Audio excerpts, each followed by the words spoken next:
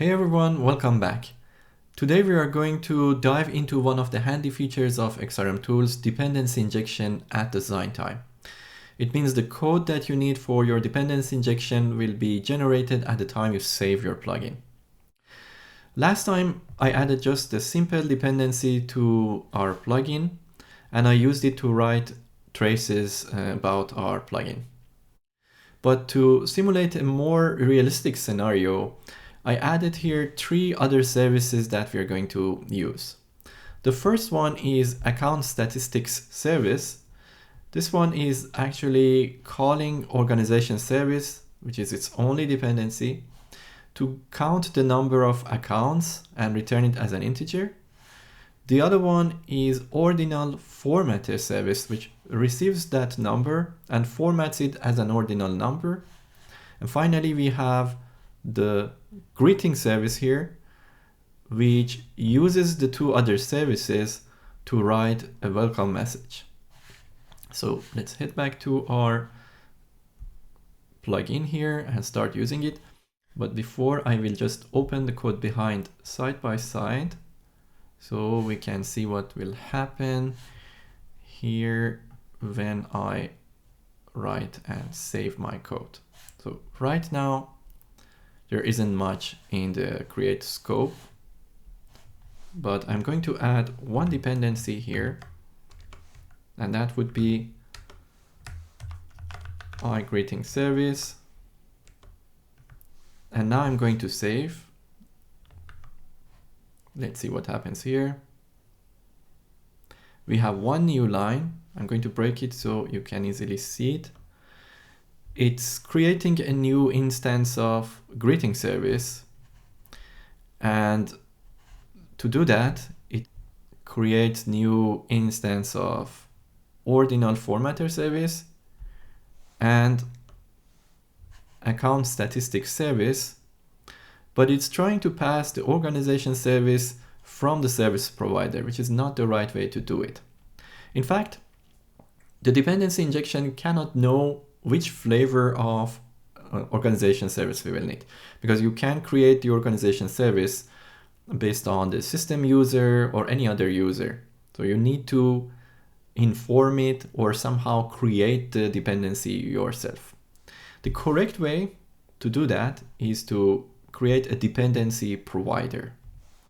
Now, we are going to first add a dependency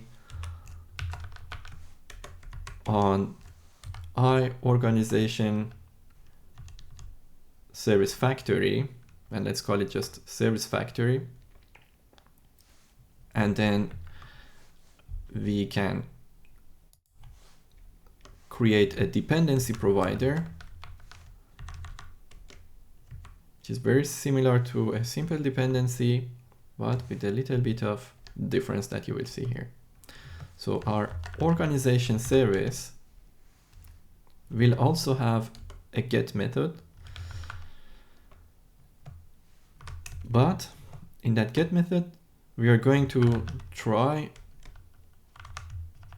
and get the organization service from the dependency scope if we have already set it there.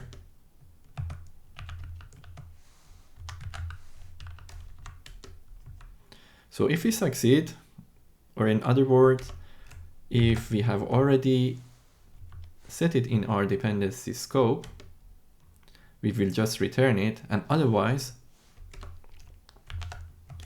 we will try to set this dependency by using the organization service provider, service factory,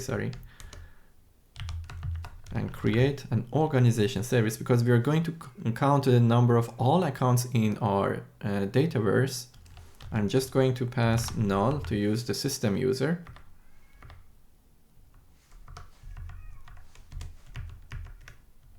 And now if I save this code, what happens in the code behind is again creating a new instance of greeting service. Nothing changed there. And it's again creating a new instance of ordinal formatter service. And that's a very simple service because it has a parameterless constructor, but it's trying to create a new instance of account statistics a little bit different. It is basically using our dependency provider. Whenever you have a dependency provider for a type, it will have priority, and the dependency injector will use that. Now you might be thinking, what if I need more than one flavor of that dependency?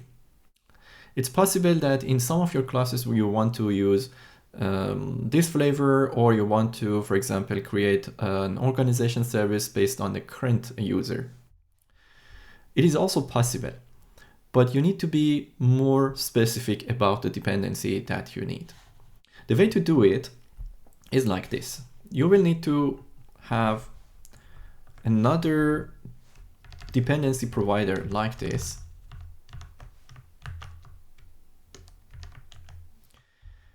And you will have the same type, but you can name it differently.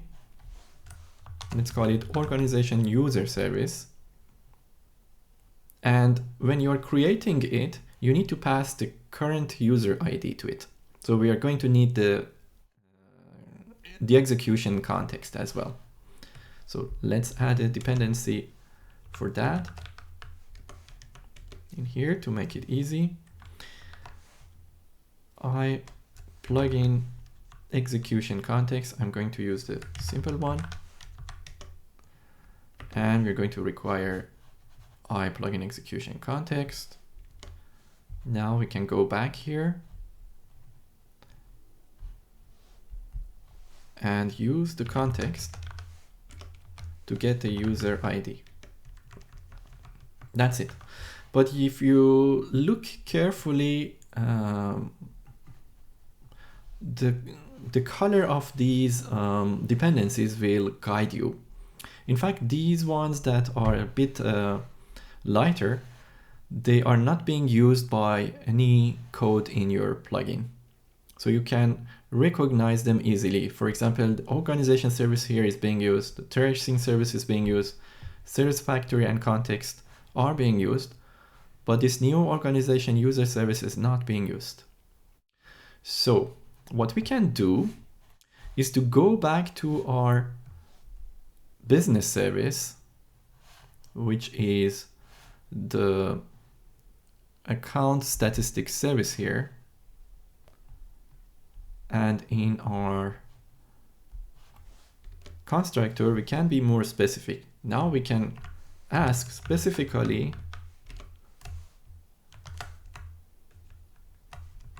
a dependency with a name, but we didn't name our dependency. Let's go back here and give our dependency a name. I'm just going to call it user because now we have two flavors of it.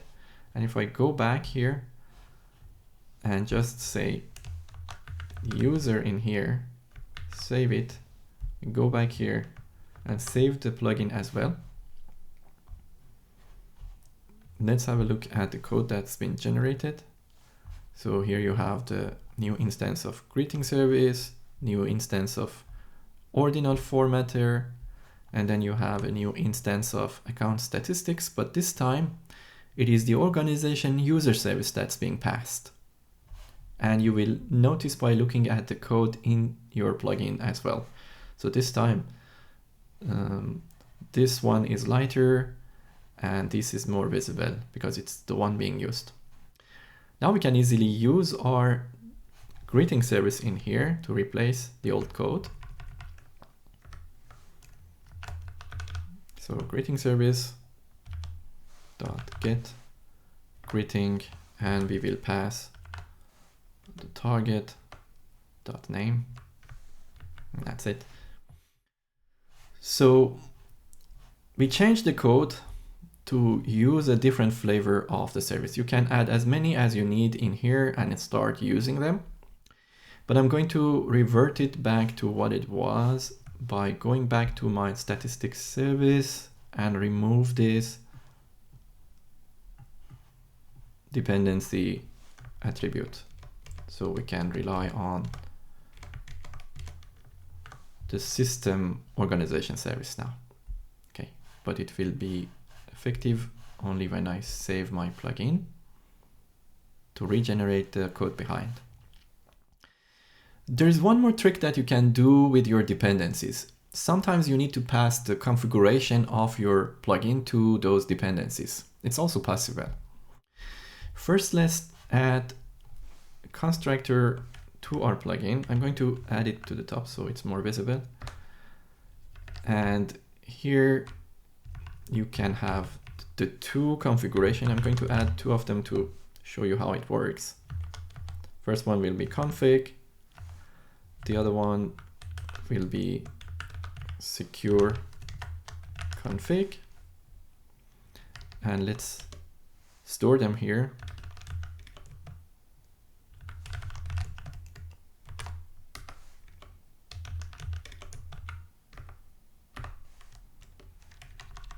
And assign them.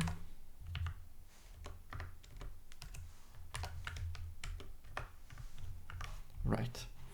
Now what we need is two new simple properties. You don't need any attributes here because the name of those properties will guide the dependency injection. So the first one, I'm going to call it config, and it's a get only property. So I will just pass config. The second one will be secure config. Let's also add public or internal to make it clear.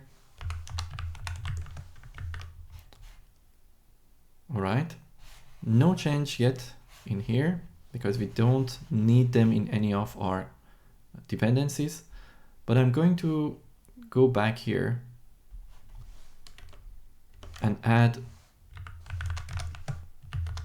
config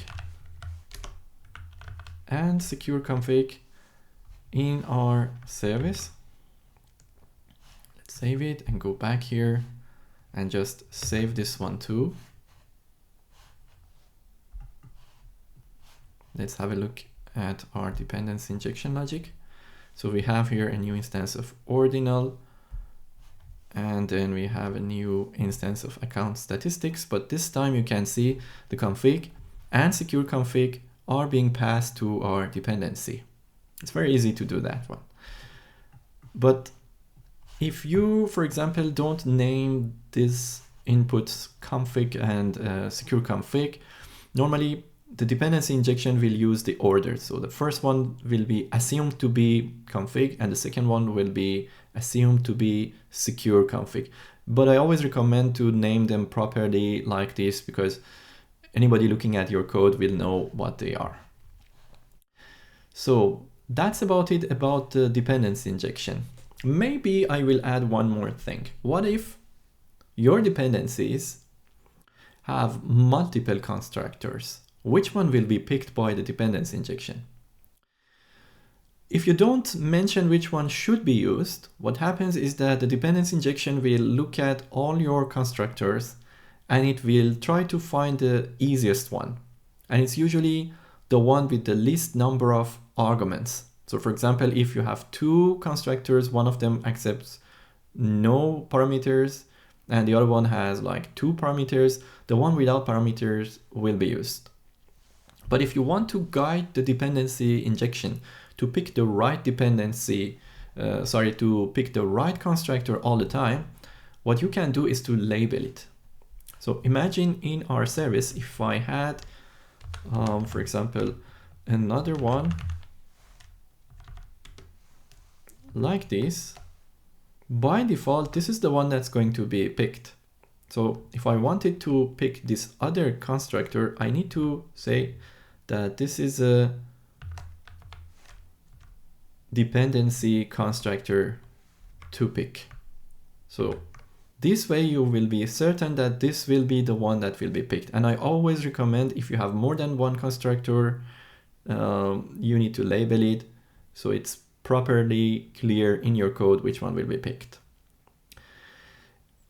That's all there is to dependency injection in XRM tools right now.